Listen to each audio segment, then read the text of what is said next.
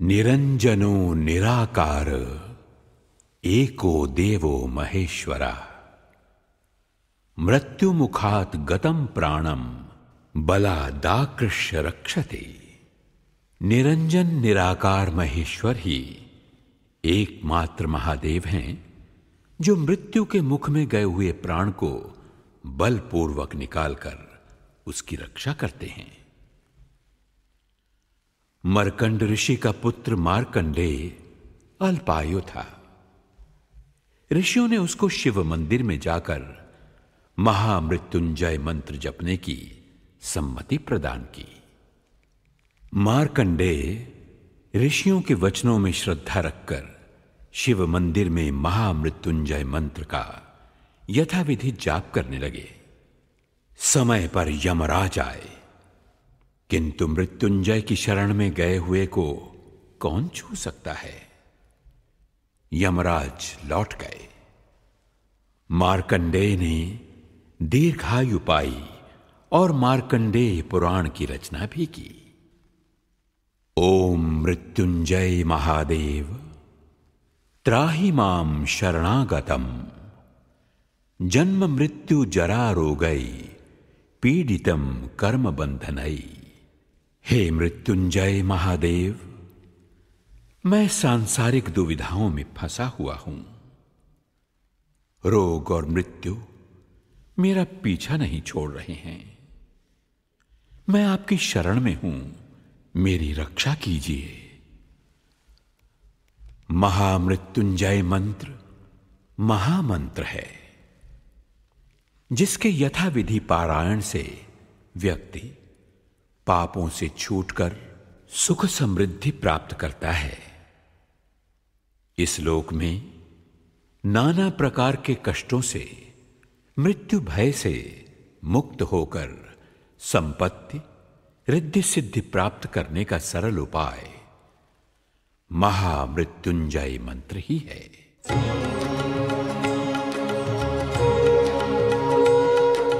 मृत्युंजय महादेव त्राहि मां शरणागतं जन्म मृत्यु जरा व्याधि पीडितं कर्म बन्धनैः।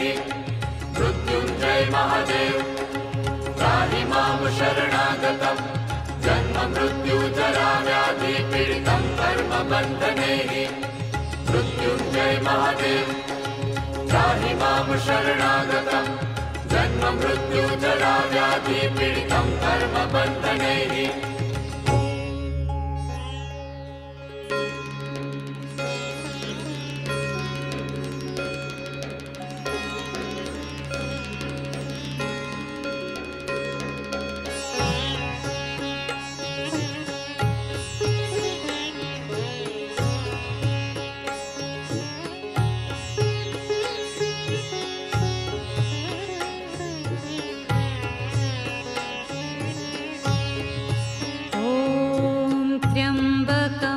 यजामहे सुगन्धिं पुष्टिवर्धनम् उर्वारुकमिव बन्धनान् मृत्योर्मुक्षीयमामृतात्।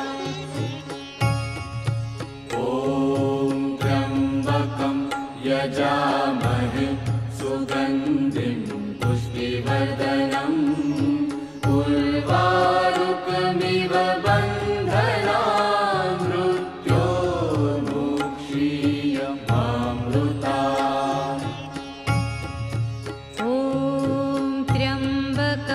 यजामहे सुगन्धिं पुष्टिवर्धनम् उर्वारुकमिव बन्धनान् मृत्योर्मुक्षीयमामृतात्। ॐ त्र्यम्बकं यजामहे सुगन्धिं पुष्टिवर्धनम् उर्वारुकमिव बन्धनान् मृत्योर्मुक्षीयमामृतात्। ॐ त्र्यम्बकं यजामहे सुगन्धिं पुष्टिवर्धनम् उर्वारुकमिव बन्धनान्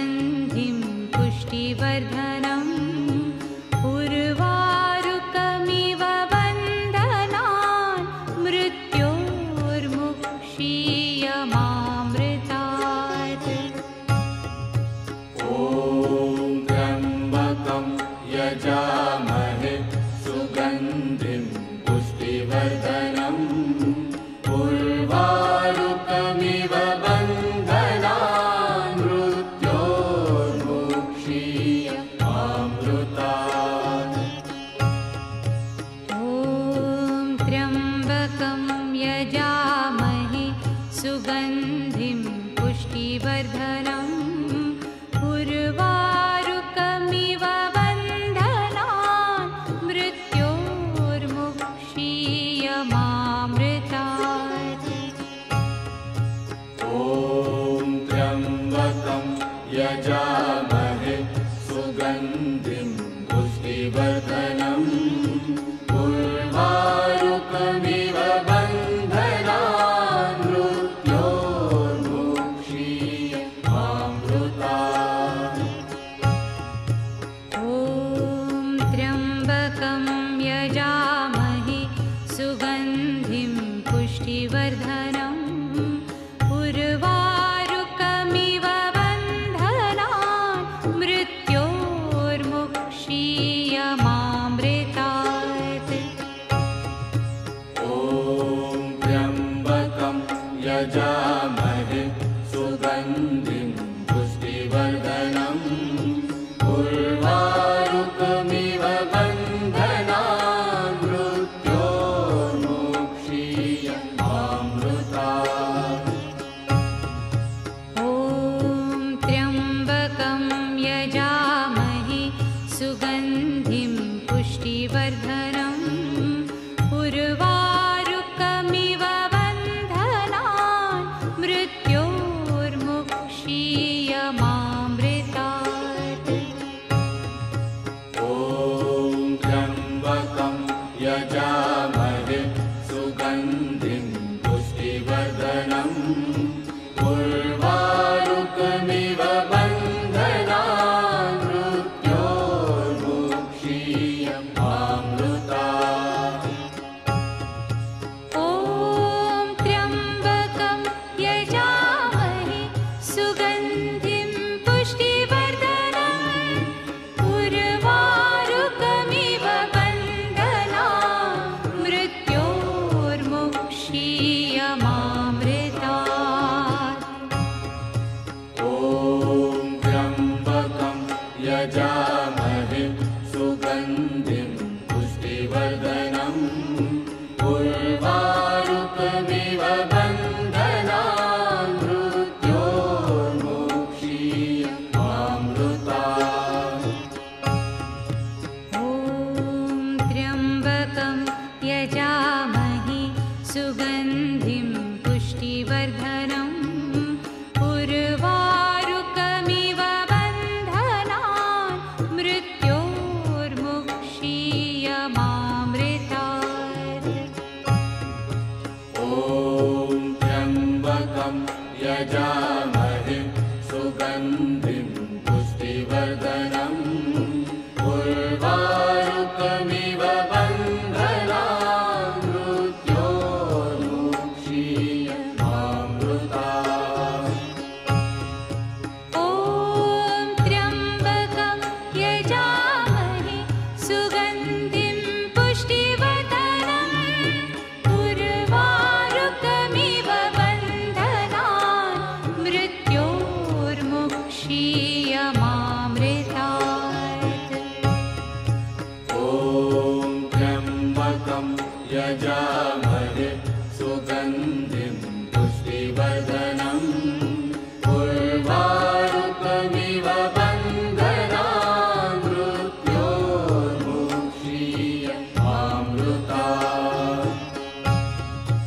ॐ त्र्यम्बकं यजामहे सुगन्धिं पुष्टिवर्धनम् उर्वारुकमिव बन्धनान् मृत्योर्मुक्षीयमामृतात्।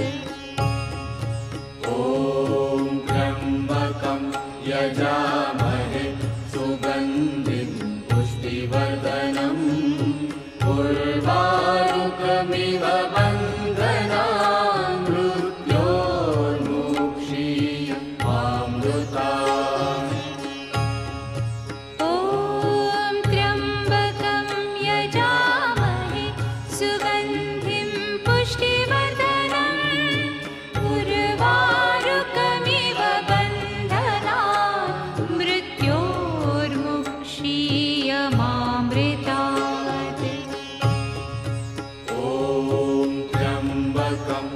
यजामहे सुगन्धिं पुष्टिवर्धनम् उर्वारुकमिव बन्धनान् मृत्योर्मुक्षीयमामृतात्।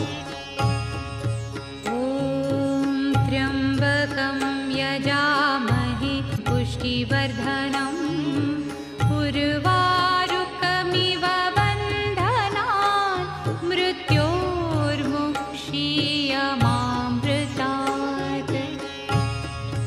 ॐ त्र्यम्बकं यजामहे सुगन्धिं पुष्टिवर्धनम् उर्वारुकमिव बन्धनान् मृत्योर्मुक्षीयमामृतात्। ॐ त्र्यम्बकं यजामहे सुगन्धिं पुष्टिवर्धनम् उर्वारुकमिव बन्धनान् मृत्योर्मुक्षीयमामृतात्। ॐ त्र्यम्बकं यजामहे सुगन्धिं पुष्टिवर्धनम् उर्वारुकमिव बन्धनान् मृत्योर्मुक्षीयमामृतात्। ॐ त्र्यम्बकं यजामहे सुगन्धिं पुष्टिवर्धनम् उर्वारुकमिव बन्धनान् मृत्योर्मुक्षीयमामृतात्। ॐ त्र्यम्बकं यजामहे सुगन्धिं पुष्टिवर्धनम् उर्वारुकमिव बन्धनान् मृत्योर्मुक्षीयमामृतात्। ॐ त्र्यम्बकं यजामहे सुगन्धिं पुष्टिवर्धनम् उर्वारुकमिव बन्धनान् मृत्योर्मुक्षीयमामृतात्। ॐ त्र्यम्बकं यजामहे सुगन्धिं पुष्टिवर्धनम् उर्वारुकमिव बन्धनान् मृत्योर्मुक्षीयमामृतात्। ॐ त्र्यम्बकं यजामहे सुगन्धिं पुष्टिवर्धनम् उर्वारुकमिव बन्धनान् मृत्योर्मुक्षीयमामृतात्। ॐ त्र्यम्बकं यजामहे सुगन्धिं पुष्टिवर्धनम् उर्वारुकमिव बन्धनान् मृत्योर्मुक्षीयमामृतात्। ॐ त्र्यम्बकं यजामहे सुगन्धिं पुष्टिवर्धनम् उर्वारुकमिव बन्धनान् मृत्योर्मुक्षीयमामृतात्। ॐ त्र्यम्बकं यजामहे सुगन्धिं पुष्टिवर्धनम् उर्वारुकमिव बन्धनान् मृत्योर्मुक्षीयमामृतात्। ॐ त्र्यम्बकं यजामहे सुगन्धिं पुष्टिवर्धनम् उर्वारुकमिव बन्धनान् मृत्योर्मुक्षीयमामृतात्। ॐ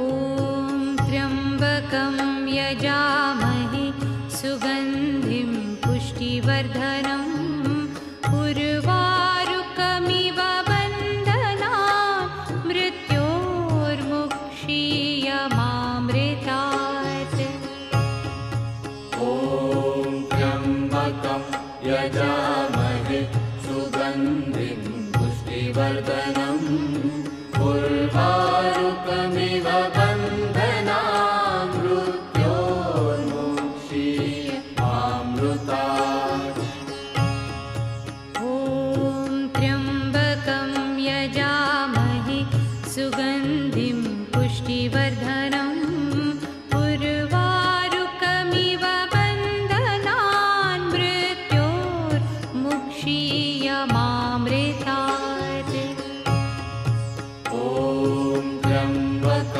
यजामहे सुगन्धिं पुष्टिवर्धनम् उर्वारुकमिव बन्धनान् मृत्योर्मुक्षीयमामृतात्।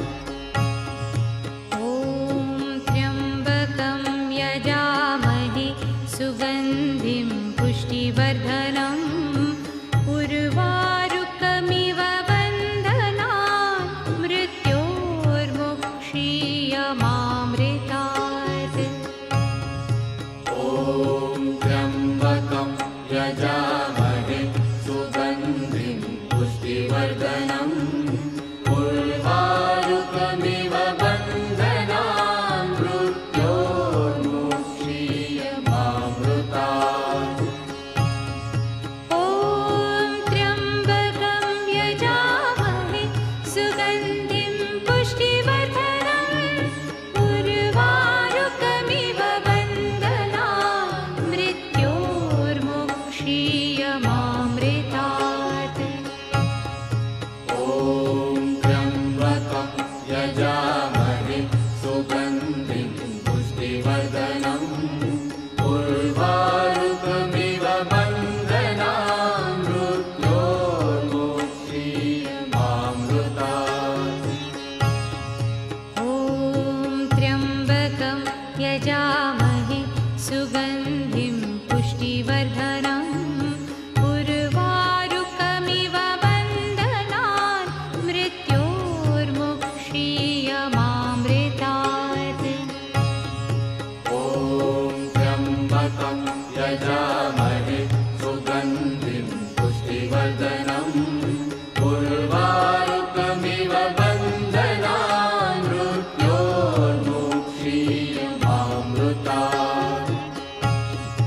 ॐ त्र्यम्बकं यजामहे सुगन्धिं पुष्टिवर्धनम् उर्वारुकमिव बन्धनान् मृत्योर्मुक्षीयमामृतात्। ॐ त्र्यम्बकं यजामहे सुगन्धिं पुष्टिवर्धनम् उर्वारुकमिव बन्धनान् मृत्योर्मुक्षीयमामृतात्। ॐ त्र्यम्बकं यजामहे सुगन्धिं पुष्टिवर्धनम् उर्वारुकमिव बन्धनान् मृत्योर्मुक्षीयमामृतात्। ॐ त्र्यम्बकं यजामहे सुगन्धिं पुष्टिवर्धनम् उर्वारुकमिव बन्धनान् मृत्योर्मुक्षीयमामृतात्। ॐ त्र्यम्बकं यजामहे सुगन्धिं पुष्टिवर्धनम् उर्वारुकमिव बन्धनान् मृत्योर्मुक्षीयमामृतात्। ॐ त्र्यम्बकं यजामहे सुगन्धिं पुष्टिवर्धनम् उर्वारुकमिव बन्धनान् मृत्योर्मुक्षीयमामृतात्। ॐ त्र्यम्बकं यजामहे सुगन्धिं पुष्टिवर्धनम् उर्वारुकमिव बन्धनान् मृत्योर्मुक्षीयमामृतात्। ॐ त्र्यम्बकं यजामहे सुगन्धिं पुष्टिवर्धनम् उर्वारुकमिव बन्धनान् मृत्योर्मुक्षीयमामृतात्। ॐ त्र्यम्बकं यजामहे सुगन्धिं पुष्टिवर्धनम् उर्वारुकमिव बन्धनान् मृत्योर्मुक्षीयमामृतात्। ॐ त्र्यम्बकं यजामहे सुगन्धिं पुष्टिवर्धनम् उर्वारुकमिव बन्धनान् मृत्योर्मुक्षीयमामृतात्। ॐ त्र्यम्बकं यजामहे सुगन्धिं पुष्टिवर्धनम्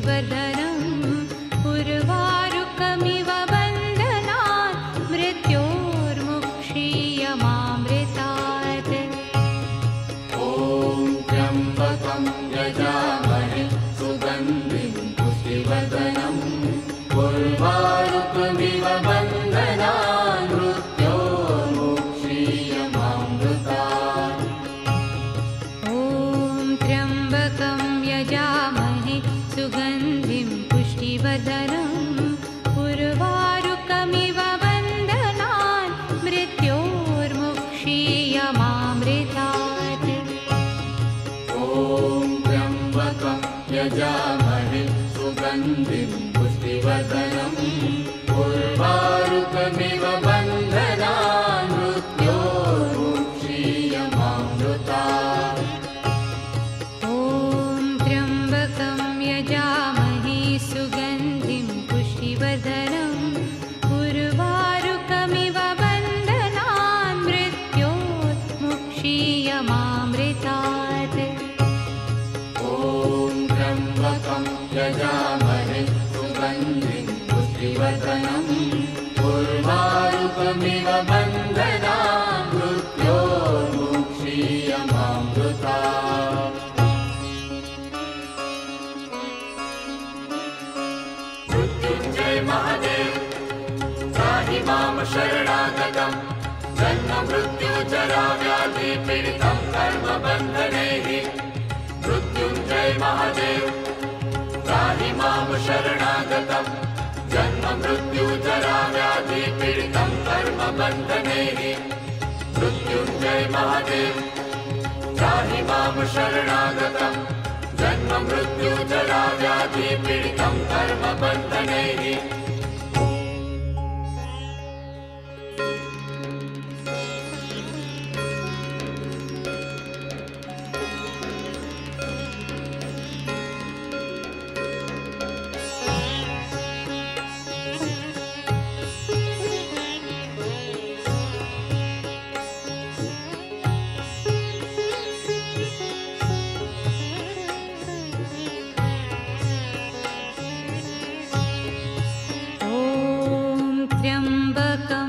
यजामहे सुगन्धिं पुष्टिवर्धनम् उर्वारुकमिव बन्धनान् मृत्योर्मुक्षीयमामृतात्।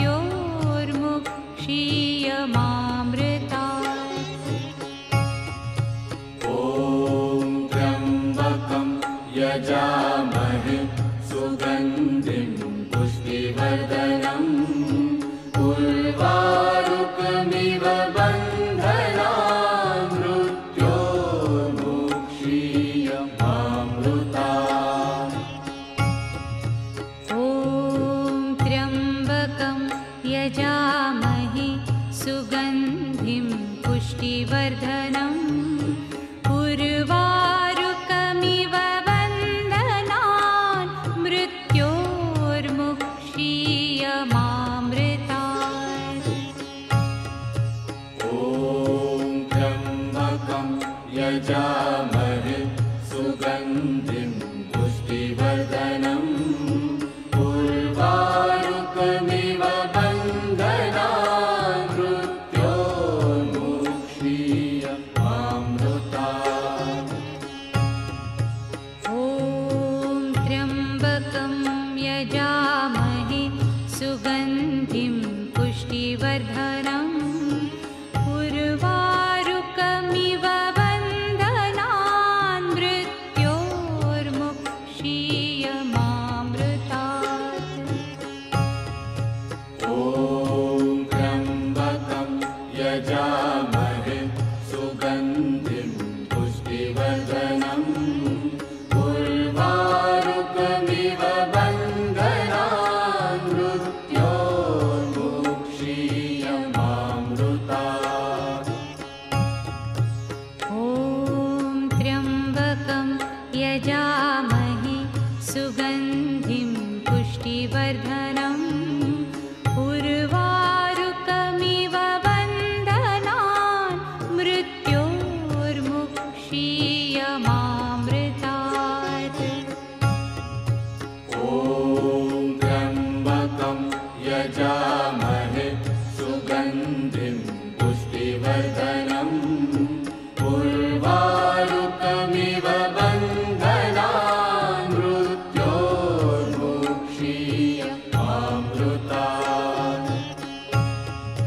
ॐ त्र्यम्बकं यजामहे सुगन्धिं पुष्टिवर्धनम् उर्वारुकमिव बन्धनान् मृत्योर्मुक्षीयमामृतात्।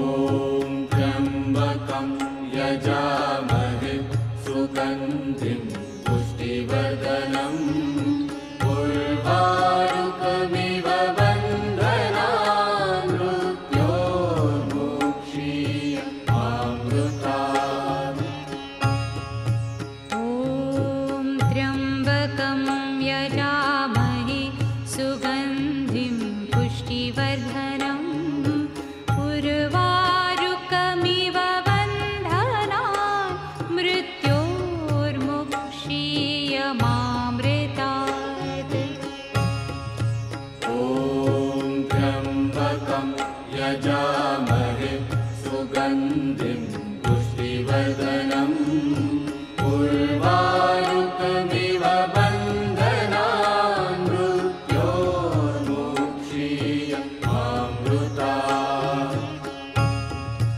ॐ त्र्यम्बकं यजामहे सुगन्धिं पुष्टिवर्धनम् उर्वारुकमिव बन्धनान् मृत्योर्मुक्षीयमामृतात्।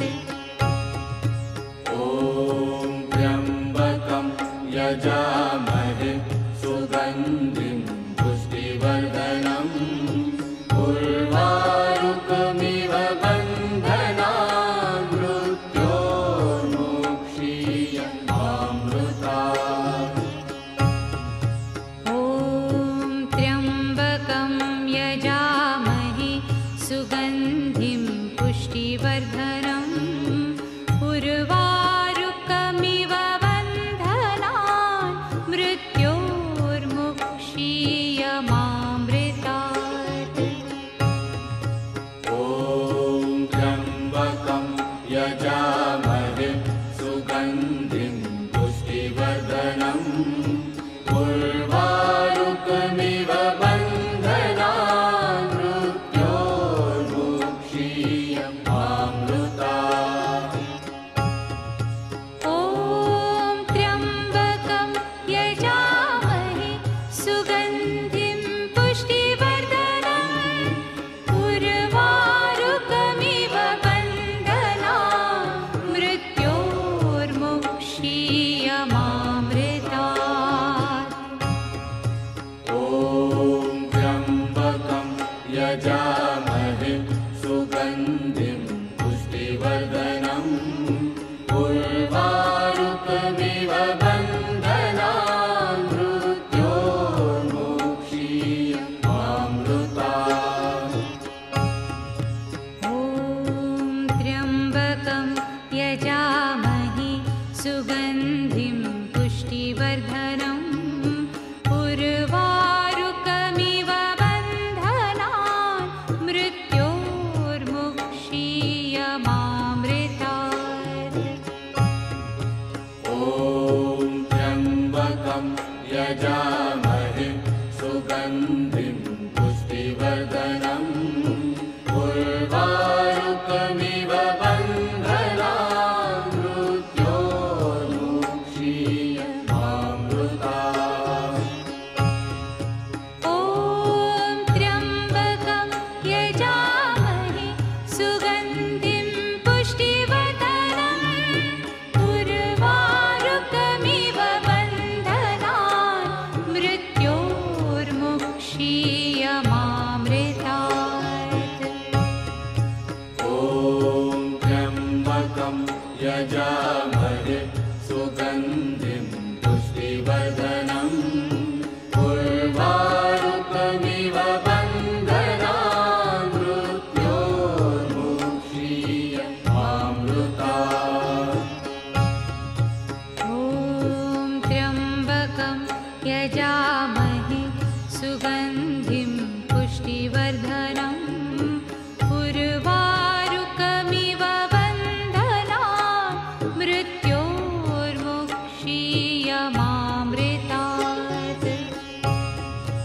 ॐ त्र्यम्बकं यजामहे सुगन्धिं पुष्टिवर्धनम् उर्वारुकमिव बन्धनान् मृत्योर्मुक्षीयमामृतात्।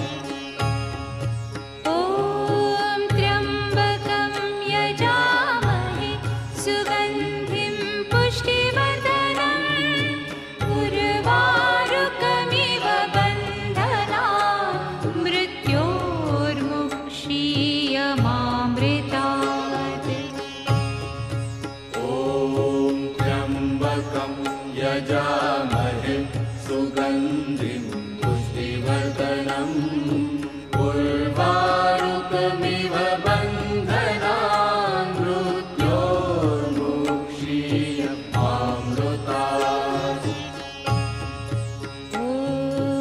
त्र्यम्बकं यजामहे सुगन्धिं पुष्टिवर्धनम् उर्वारुकमिव बन्धनान् मृत्योर्मुक्षीयमामृतात्। ॐ त्र्यम्बकं यजामहे सुगन्धिं पुष्टिवर्धनम् उर्वारुकमिव बन्धनान् मृत्योर्मुक्षीयमामृतात्।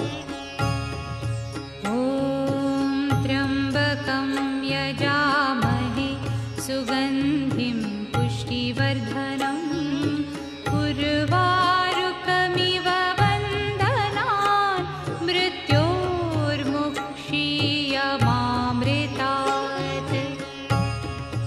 ॐ त्र्यम्बकं यजामहे सुगन्धिं पुष्टिवर्धनम् उर्वारुकमिव बन्धनान् मृत्योर्मुक्षीयमामृतात्। ॐ त्र्यम्बकं यजामहे सुगन्धिं पुष्टिवर्धनम् उर्वारुकमिव बन्धनान् मृत्योर्मुक्षीयमामृतात्। ॐ त्र्यम्बकं यजामहे सुगन्धिं पुष्टिवर्धनम् उर्वारुकमिव बन्धनान् मृत्योर्मुक्षीयमामृतात्।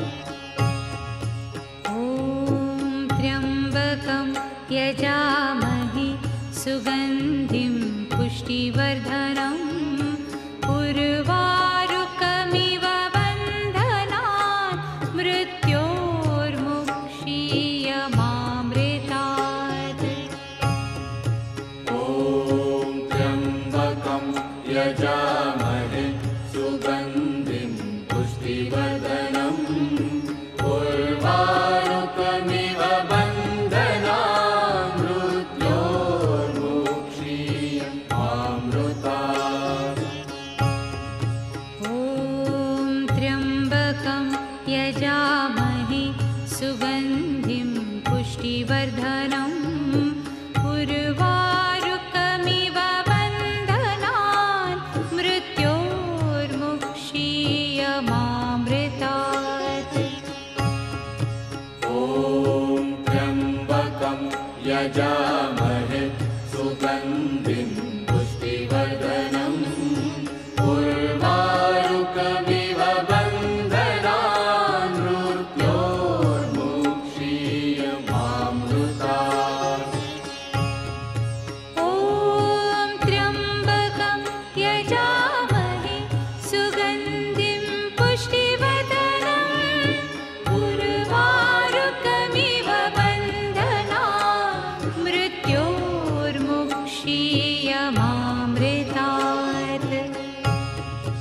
ॐ त्र्यम्बकं यजामहे सुगन्धिं पुष्टिवर्धनम् उर्वारुकमिव बन्धनान् मृत्योर्मुक्षीयमामृतात्। ॐ त्र्यम्बकं यजामहे सुगन्धिं पुष्टिवर्धनम् उर्वारुकमिव बन्धनान् मृत्योर्मुक्षीयमामृतात्।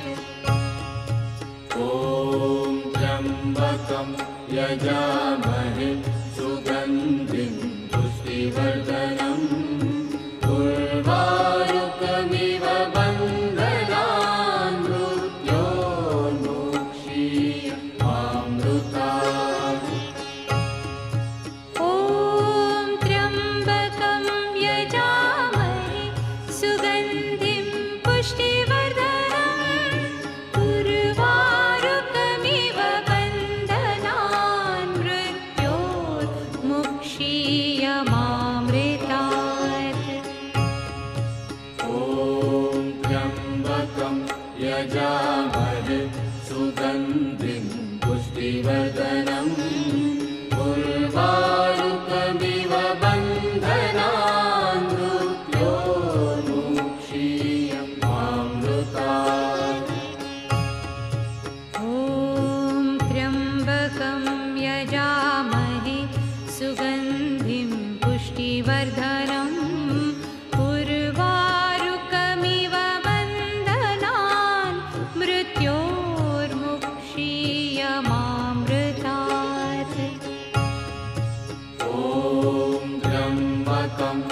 यजामहे सुगन्धिं पुष्टिवर्धनम् उर्वारुकमिव बन्धनान् मृत्योर्मुक्षीयमामृतात्। ॐ त्र्यम्बकं यजामहे सुगन्धिं पुष्टिवर्धनम् उर्वारुकमिव बन्धनान् मृत्योर्मुक्षीयमामृतात्। ॐ त्र्यम्बकं यजामहे सुगन्धिं पुष्टिवर्धनम् उर्वारुकमिव बन्धनान् मृत्योर्मुक्षीयमामृतात्।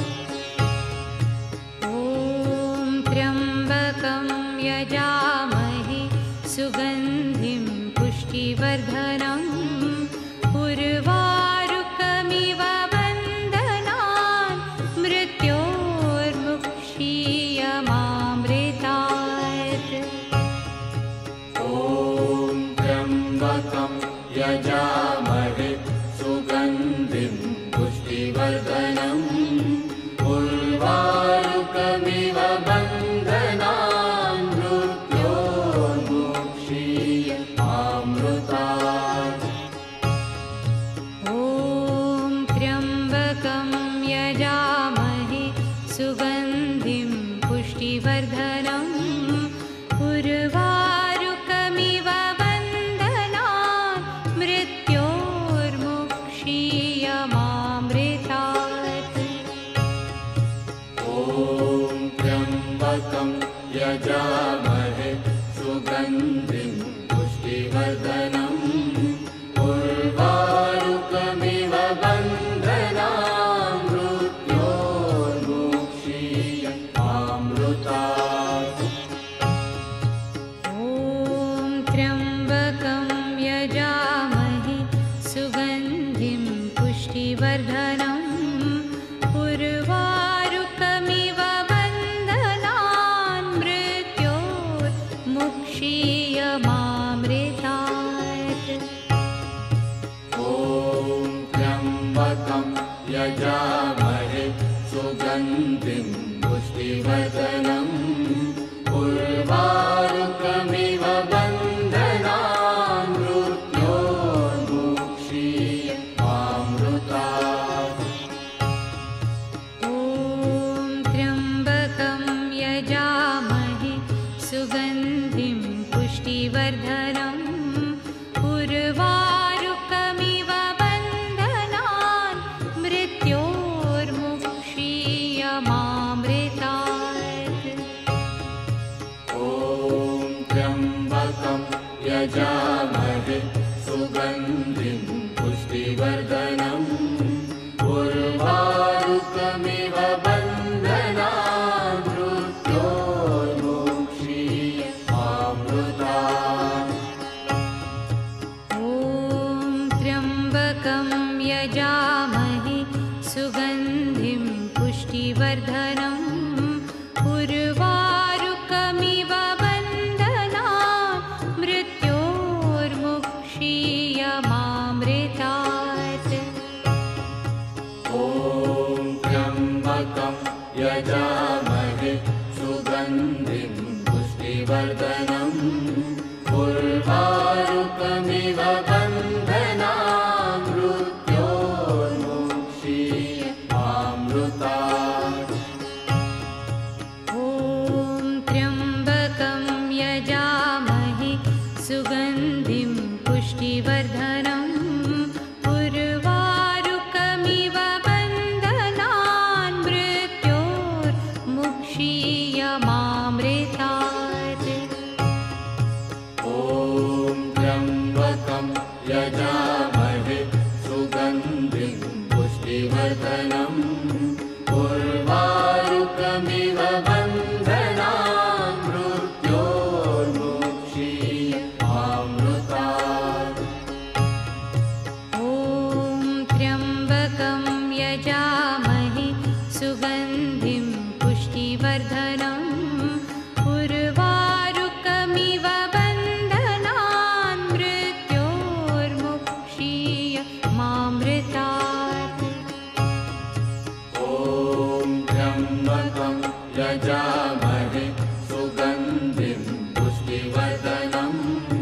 उर्वारुकमिव बन्धनान् मृत्योर्मुक्षीय मामृतात्।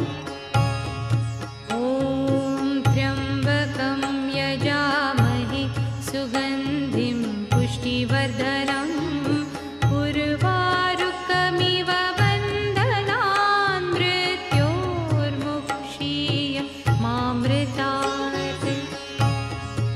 ॐ त्र्यम्बकं यजामहे सुगन्धिं पुष्टिवर्धनम् उर्वारुकमिव बन्धनान् मृत्योर्मुक्षीय मामृतात्।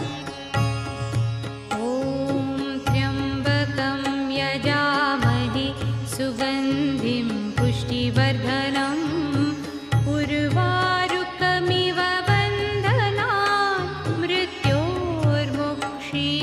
मामृतात्। ॐ त्र्यम्बकं यजामहे सुगन्धिं पुष्टिवर्धनम् उर्वारुकमिव बन्धनान् मृत्योर्मुक्षीय मामृतात्। ॐ त्र्यम्बकं यजामहे सुगन्धिं पुष्टिवर्धनम् उर्वारुकमिव बन्धनान् मृत्योर्मुक्षीय मामृतात्। ॐ त्र्यम्बकं यजामहे सुगन्धिं पुष्टिवर्धनम् उर्वारुकमिव बन्धनान् मृत्योर्मुक्षीय मामृतात्। ॐ त्र्यम्बकं यजामहे सुगन्धिं पुष्टिवर्धनम् उर्वारुकमिव बन्धनान् मृत्योर्मुक्षीय मामृतात्। ॐ त्र्यम्बकं यजामहे सुगन्धिं पुष्टिवर्धनम् उर्वारुकमिव बन्धनान् मृत्योर्मुक्षीय मामृतात्। ॐ त्र्यम्बकं यजामहे सुगन्धिं पुष्टिवर्धनम् उर्वारुकमिव बन्धनान् मृत्योर्मुक्षीय मामृतात्।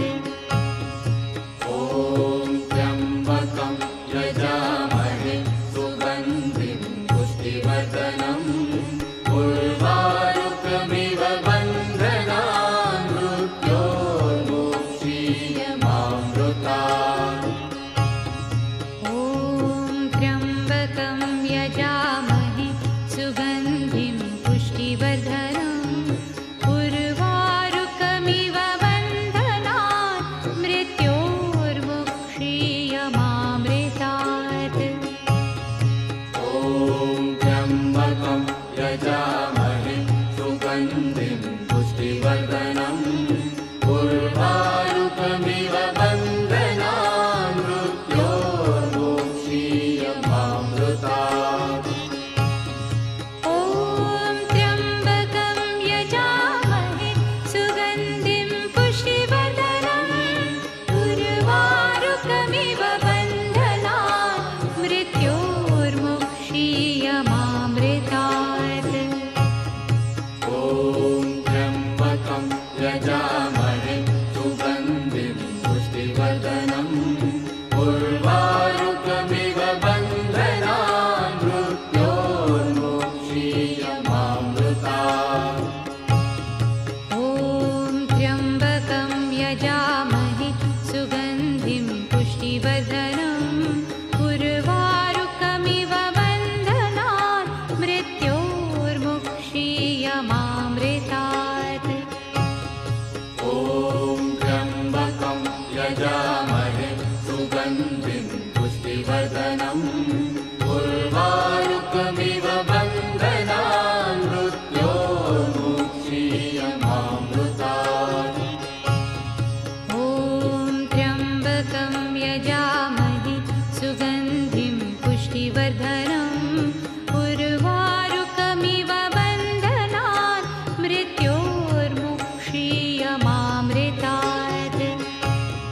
ॐ त्र्यम्बकं यजामहे सुगन्धिं पुष्टिवर्धनम् उर्वारुकमिव बन्धनान् मृत्योर्मुक्षीयमामृतात्।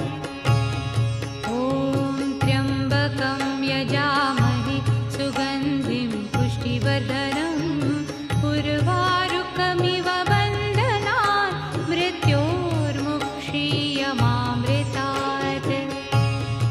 ॐ त्र्यम्बकं यजामहे सुगन्धिं पुष्टिवर्धनम् उर्वारुकमिव बन्धनान् मृत्योर्मुक्षीयमामृतात्। ॐ त्र्यम्बकं यजामहे सुगन्धिं पुष्टिवर्धनम् उर्वारुकमिव बन्धनान् मृत्योर्मुक्षीयमामृतात्। ॐ त्र्यम्बकं यजामहे सुगन्धिं पुष्टिवर्धनम् उर्वारुकमिव बन्धनान् मृत्योर्मुक्षीयमामृतात्। ॐ त्र्यम्बकं यजामहे सुगन्धिं पुष्टिवर्धनम् उर्वारुकमिव बन्धनान् मृत्योर्मुक्षीयमामृतात्। ॐ त्र्यम्बकं यजामहे सुगन्धिं पुष्टिवर्धनम् उर्वारुकमिव बन्धनान् मृत्योर्मुक्षीयमामृतात्। मृत्युञ्जय महादेव त्राहि मां शरणागतं जन्म मृत्युजरा व्याधि पीडितं कर्मबन्धनैः। मृत्युञ्जय महादेव त्राहि मां शरणागतं जन्म मृत्युजरा व्याधि पीडितं कर्मबन्धनैः।